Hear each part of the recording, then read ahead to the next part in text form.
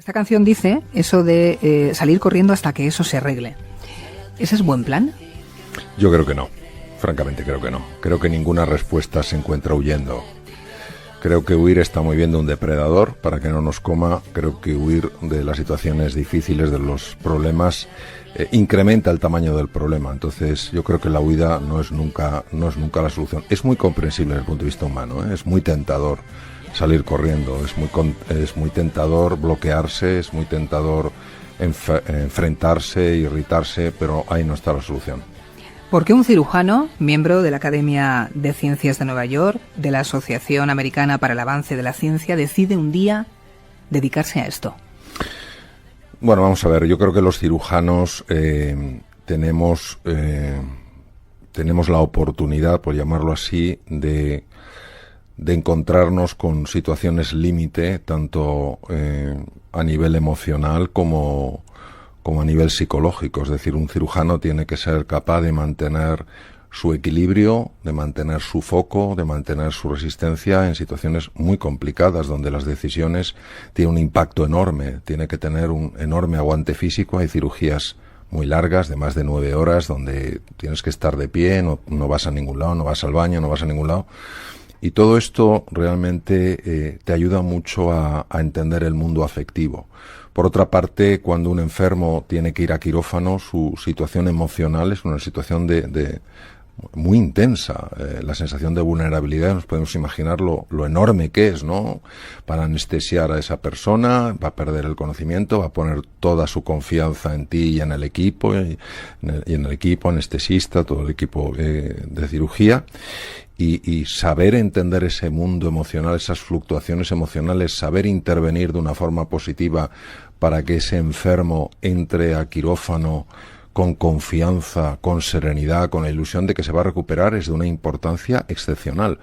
Entonces, hay otras especialidades de la medicina que, siendo igual de bonitas, a lo mejor no ponen en situaciones tan límite ni a los enfermos ni a los profesionales de la medicina en este caso. Entonces, yo la verdad es que a mis 26 años de cirugía solo le puedo dar las gracias por lo que he aprendido sobre el mundo de las emociones, sobre lo que es la gestión de las emociones, sobre lo que es la grandeza humana. En los libros que he escrito, prácticamente en todos ellos, siempre ha habido un agradecimiento especial a mis enfermos por lo mucho que me han enseñado, y porque verdaderamente en esa situación de vulnerabilidad ves la profundidad que hay dentro de cada persona, cómo una pequeña palabra de aliento puede repercutir inmediatamente en la gestión de la tensión arterial cuando el enfermo le duerme el anestesista, como el hecho de que estés ahí cuando el paciente despierta, pero está todavía obviamente bajo los efectos de pues la confusión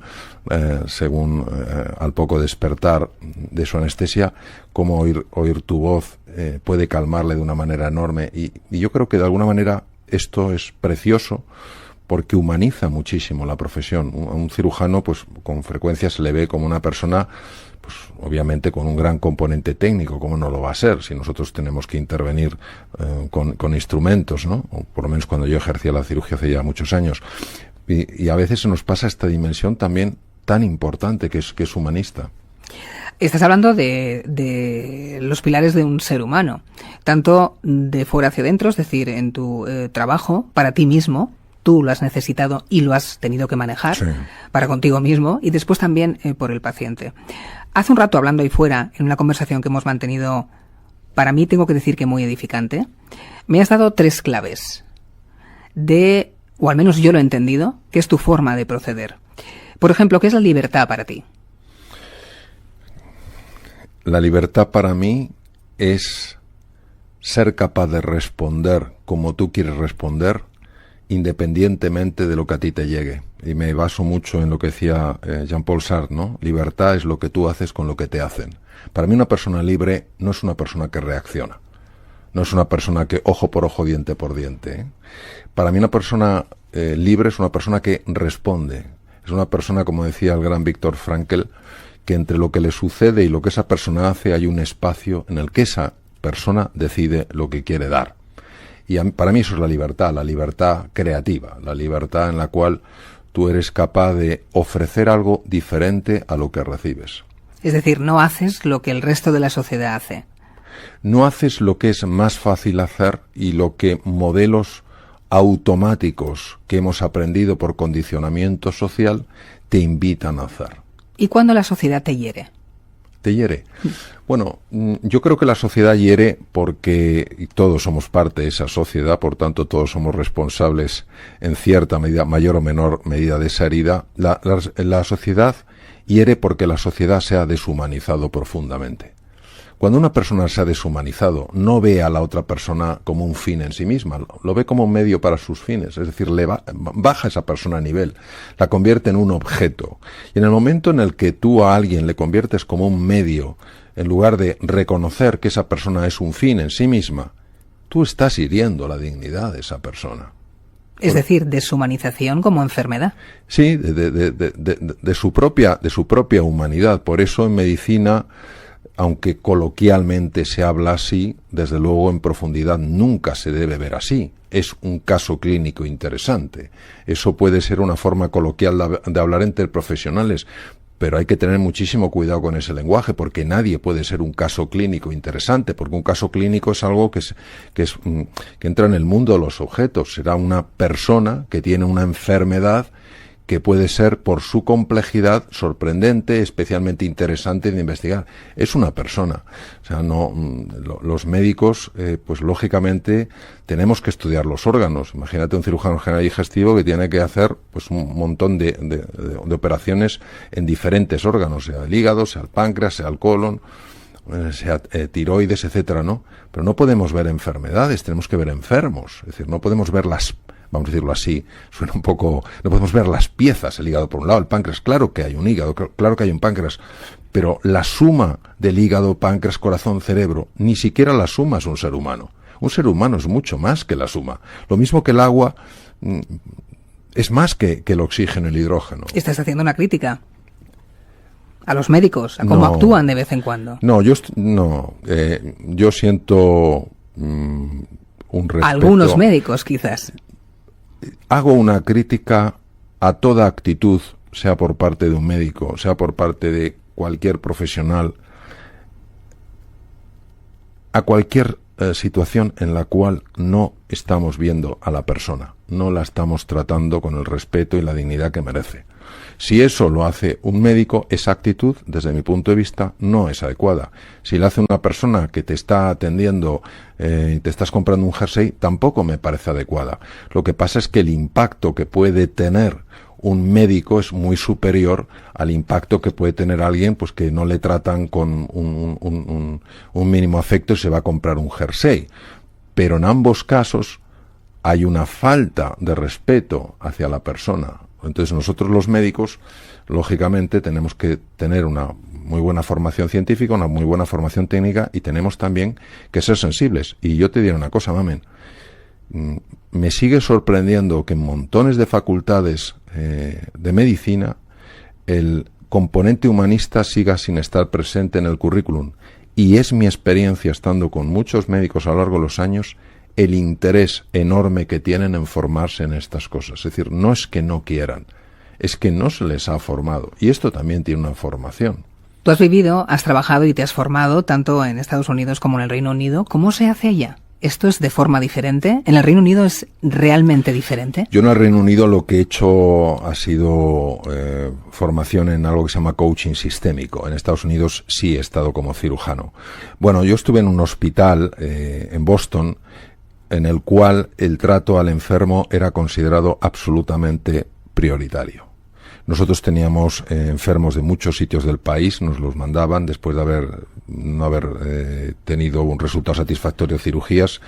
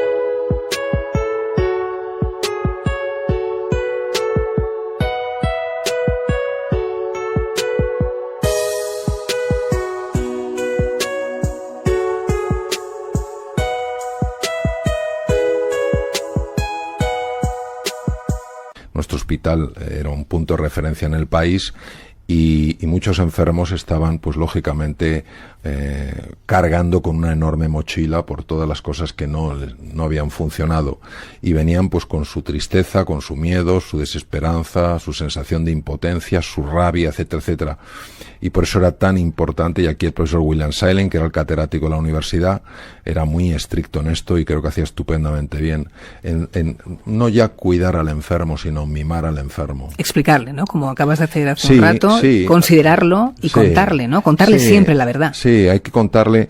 En Estados Unidos es obligatorio por ley. Lo que pasa es que a veces es pasarse al otro lado. Y yo suelo decir que la verdad sin compasión es crueldad. Es decir, tú puedes dar una información, en este caso una información dura. Un médico jamás puede dar un veredicto. No somos quienes para darlo. Podemos dar un pronóstico, estadísticamente hablando, pero siempre podemos hacerlo con ternura, siempre podemos hacerlo con cercanía, y entonces esa verdad, siendo a veces dura de aceptar, lleva digamos que un cierto bálsamo, que es el bálsamo de la cordialidad. Si se suelta así de repente y le puede pasar esto y tal, pues lógicamente esto a cualquiera de nosotros pues es como un jarro no de agua fría, sino de agua helada. Libertad es uno de ellos. Silencio. Me has dicho, el silencio es muy importante, pero ya para que cada cual se aplique el cuento. ¿Cómo? Sí. ¿Cómo de importante? Sí.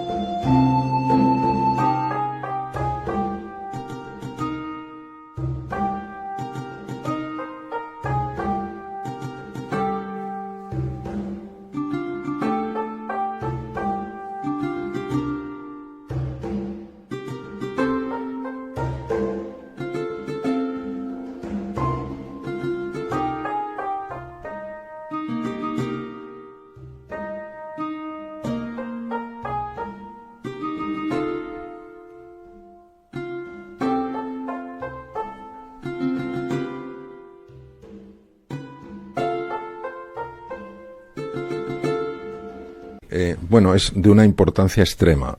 Vamos a ver si lo explico desde distintos ángulos. Desde el punto de vista psicológico, la tendencia de la mente es una tendencia a irse al pasado generalmente para lamentarse, o irse al futuro normalmente para preocuparse. Entonces, cuando una persona está en el presente, está en el aquí y en el ahora, lo que se ha observado ahora a nivel neurocientífico es que cambia el funcionamiento del cerebro, pero cambia de manera radical. Cuando yo estoy yéndome al pasado o yéndome al futuro, hay una red que se llama la red neuronal por defecto, que es una red especialmente activa. Esto fue un descubrimiento por casualidad en Estados Unidos. Y esta red no solo favorece la enfermedad, es causa de infelicidad, y además te evita procesar los datos de forma correcta porque no estás en el presente.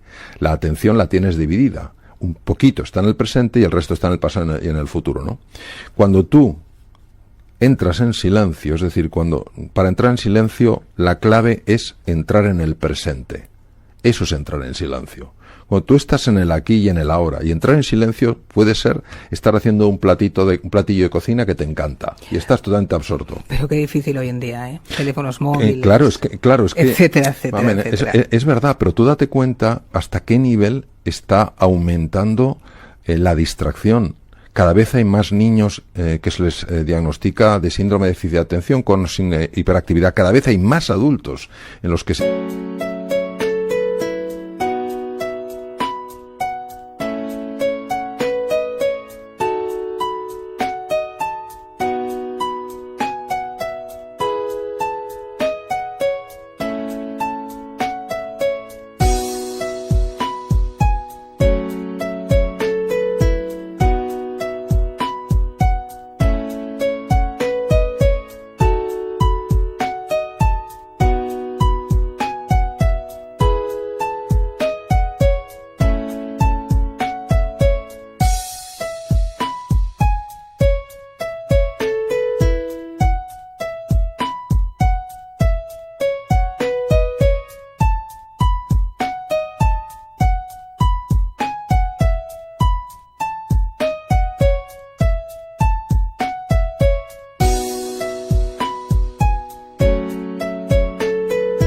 se ve esto. Entonces, ¿qué nos vamos a dedicar? ¿Exclusivamente a medicar o nos vamos a ir al origen del problema? Claro, esa es una de las cuestiones, ¿no?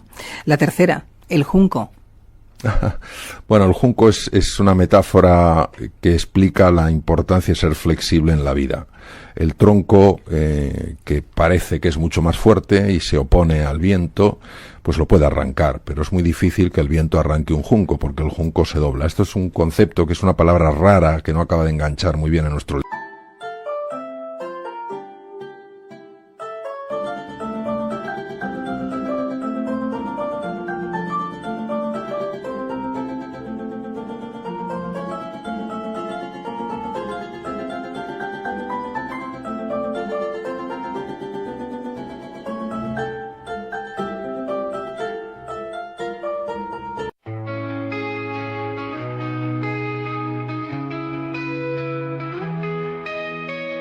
Lost in the rhythm of the wind, strings whisper secrets to my soul. In a world of alternative rock where indie rock takes control, our rock paints a picture so vivid, where your female vocals sing so sweet, melodic tones that captivate. In this experimental retreat, deep within the music's embrace, I find solace in this space, where the lyrics intertwine with the beats of time. Layers of sound surround me, like a symphony of the mind. An art rock masterpiece unfolding in a melody so kind. Each note a brushstroke of emotion, painting hues of every shade. The female vocals breathe life into a song that won't fade. Deep within the music's embrace, I find solace in this space, where the lyrics intertwine with the beats of time. As the music evolves and shifts, I surrender to its gift. An experimental journey, where the deep meets the sea. Deep within the music's embrace, I find solace in this space, where the lyrics intertwine with the beats of time. The final chord fades away in this chill melodic play, a song that lingers in the air, leaving traces everywhere.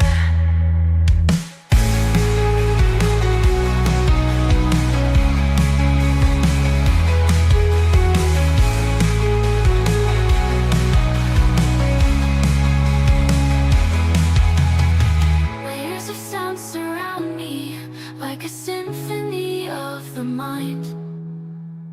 An art rock masterpiece unfolding in a melody so kind.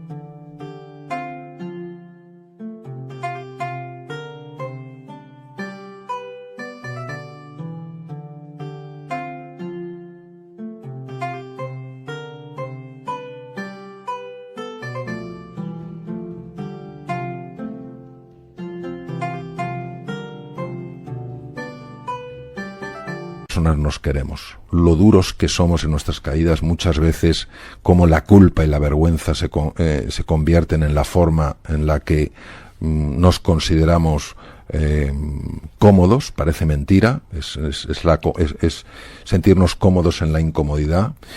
Por eso hay personas que se levantan con alegría, con ilusión, y de repente se sienten mal por sentirse bien. Entonces, a lo largo de los años hemos visto esto y como hemos trabajado mucho todo lo que es el acceso al inconsciente, cómo se pueden reducir o eliminar creencias disfuncionales, y esto no sucede solo con una charla, sino con procesos de absorción profunda, pues es por lo que hemos creado esto. El total son 5 horas, obviamente se hace de manera progresiva, porque hemos calculado también un tiempo que sea razonable para que las personas puedan hacerlo sin tener que dejar otras cosas que son también muy importantes.